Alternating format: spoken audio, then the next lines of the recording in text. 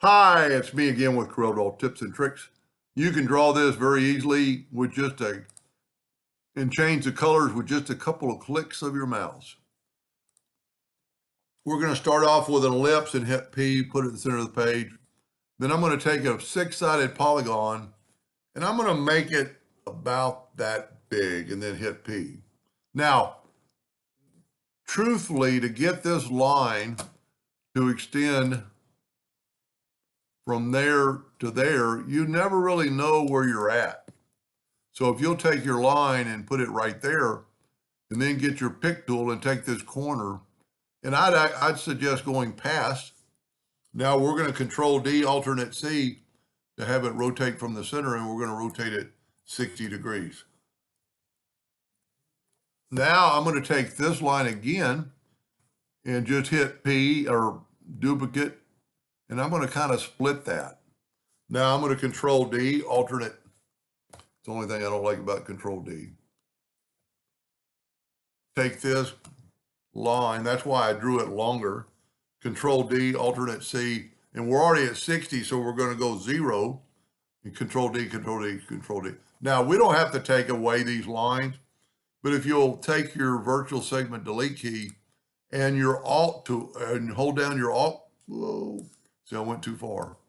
Hold down your, see, if you don't hold down your Alt key, you get that. If you hold down your Alt key, you get this line. And just, I got really close to that circle again, and it did it. So, and like I said, you do not have to take these lines away because we're basically going to use the inside, but sometimes it helps. Now I'm going to take away these inside lines, and it really doesn't matter. You don't have to do them all the way around. But then I'm going to take this line right here. I'm trying to see what I did before, and just delete that line. That's all you need to do. Control G to group it, and then we're going to take our Smart Fill tool and fill that in. Now, because this is grouped, I can move it out of the way. Now we're going to do like a two-sided black on both sides. I'm going to put black,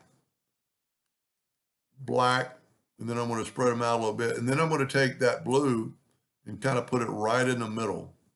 Maybe expand our little blacks out a little bit more. Trying to get this blue like right in the middle.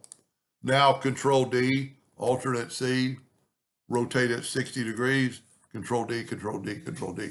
Now, every other one, just with the click of the mouse, you can get your interactive fill tool and just change this to red. Then take this one, change it to red. Take this one, change it to red. Or any, I'm not saying use these colors, but with just a couple of clicks of the mouse, you can very easily change the color of your interactive fill tool if you've only done one color. You know, if you were trying to change the black, it probably wouldn't, you'd have to do both blacks. But anyway, that's pretty cool. Pretty cool little pattern. I hope that helped a little bit. Thank you for watching.